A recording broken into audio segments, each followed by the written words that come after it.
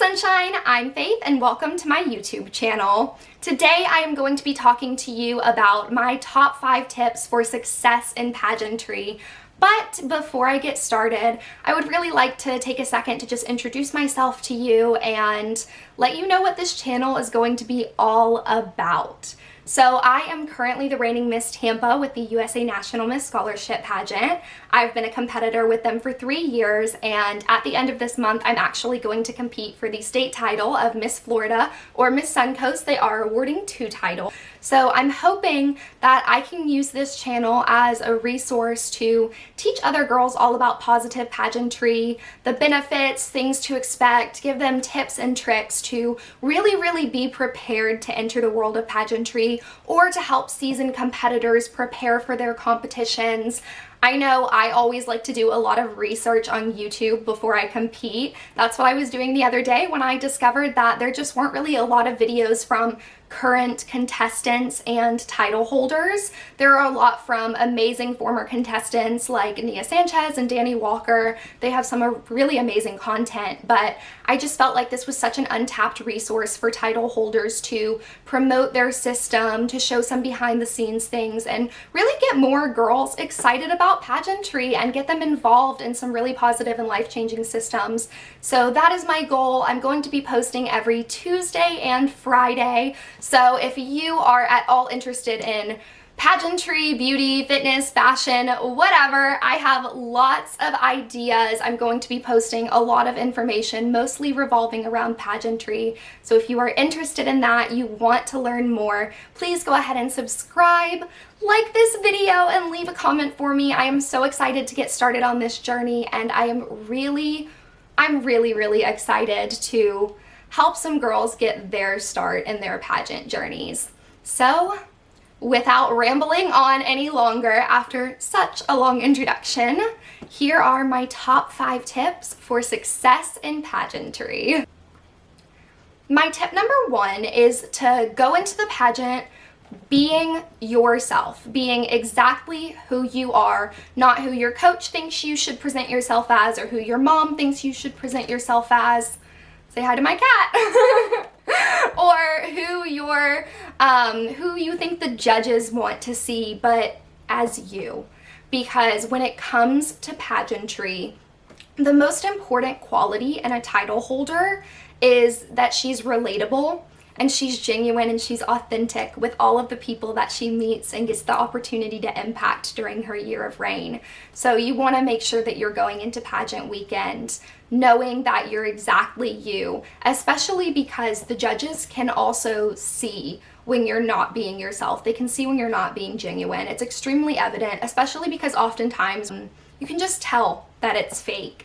And the judges want to crown someone who is real, someone who is genuine. So make sure that you're putting your best self forward and you are presenting to them you. So wear the dress that you want to wear. Say what you want to say in an interview. Do the things that make you feel most confident in this journey. And be secure in the knowledge that you have what it takes to be an amazing title holder, because you do.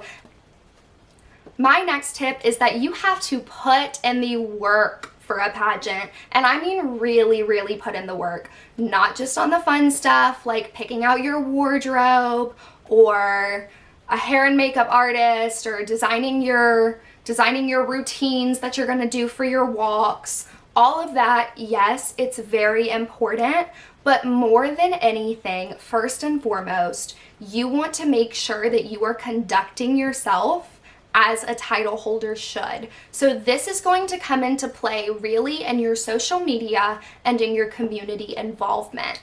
Really, you should be volunteering, you should be working on developing your platform and developing your social media pages in a way that you would be proud for the judges and other contestants and little girls that are looking up to you as a title holder. You would be proud for them to see the way that you're conducting yourself.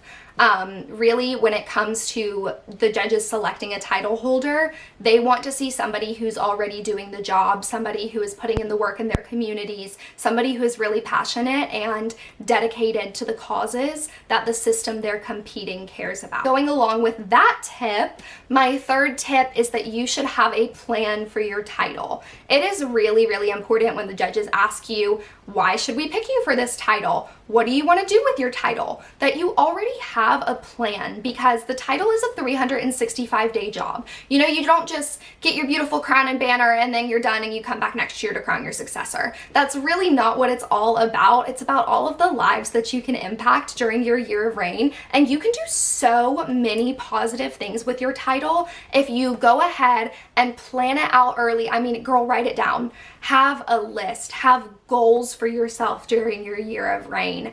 A vast majority of my goals relate back to the work that I want to do in my community.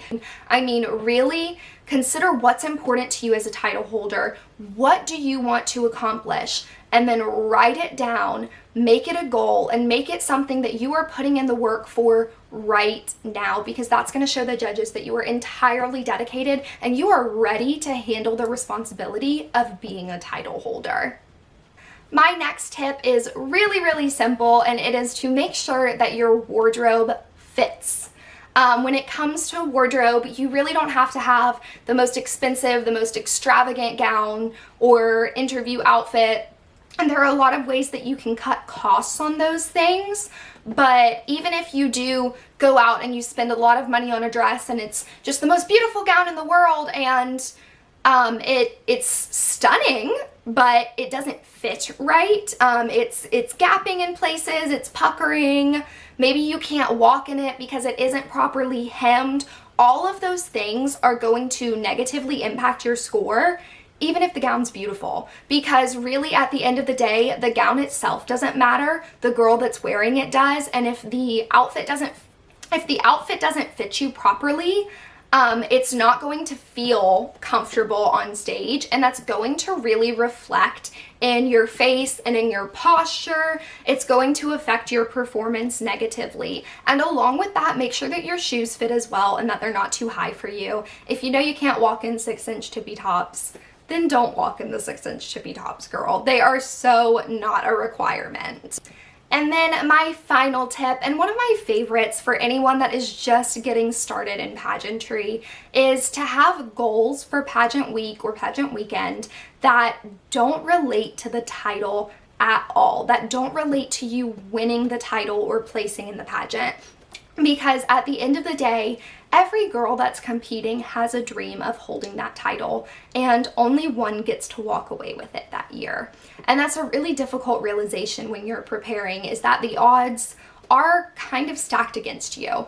And if you are going in only focusing on that crown and that banner, and that is the only thing that's going to make you happy, then you're really missing out on the purpose of pageantry, and you're setting yourself up for disappointment, because there are so many more amazing things that you can gain from pageantry than just the crown and the banner. So if you go into it and you have your sights set on all of the amazing ways that you can impact your community through pageantry, you're thinking about the sisterhood that you get to experience. And if your sights are set on the experience and the memories and all of the good things that you can take away from it, and not just the crown and banner, then you are going to have a way more positive time than somebody who is just going in with a goal of winning. With all of that being said, those are my 5 top tips for success in pageantry.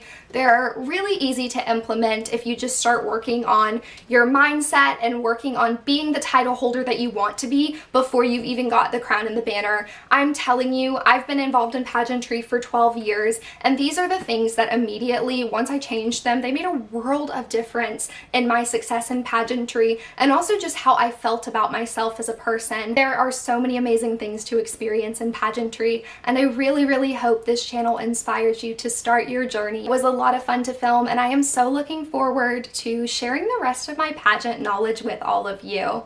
Thank you so much once again. Remember to radiate positivity today and always, and I'll see you guys next time.